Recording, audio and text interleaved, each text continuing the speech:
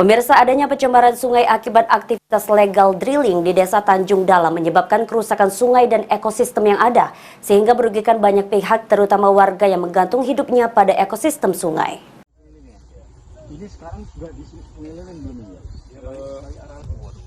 Adanya pencemaran sejumlah sungai di wilayah Kecamatan Kluang, Musi Banyuasin akibat aktivitas ilegal drilling di Desa Tanjung Dalam secara besar-besaran berdampak pada rusaknya ekosistem sungai secara permanen. Atas hal tersebut, Kepala Dinas Perikanan Kabupaten Mubah, Hendra Tristomi, sangat menyayangkan dengan sikap masyarakat di wilayah tersebut yang tidak memperdulikan dampak lingkungan yang ditimbulkan dari aktivitas ilegal drilling secara besar-besaran, hingga berdampak pada adanya beberapa sungai terkena limbah dan tercemar minyak mentah. Bahkan bukan hal itu saja, illegal drilling juga menyebabkan kerusakan ekosistem yang ada di dalam sungai secara permanen, yang akhirnya merugikan banyak pihak, terutama warga yang menggantung hidupnya pada ekosistem sungai itu sendiri. Itu tidak perlu lagi uji lab, itu jelas minyak.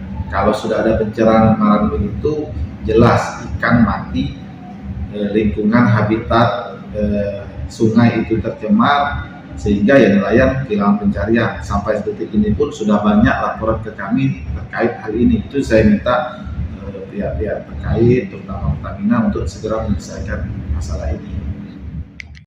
Tommy juga mengatakan sejauh ini pihaknya tidak bisa berbuat banyak terhadap para pelaku illegal drilling selagi regulasi dari pemerintah pusat terkait pengelolaan tambang rakyat di Mubah belum disahkan.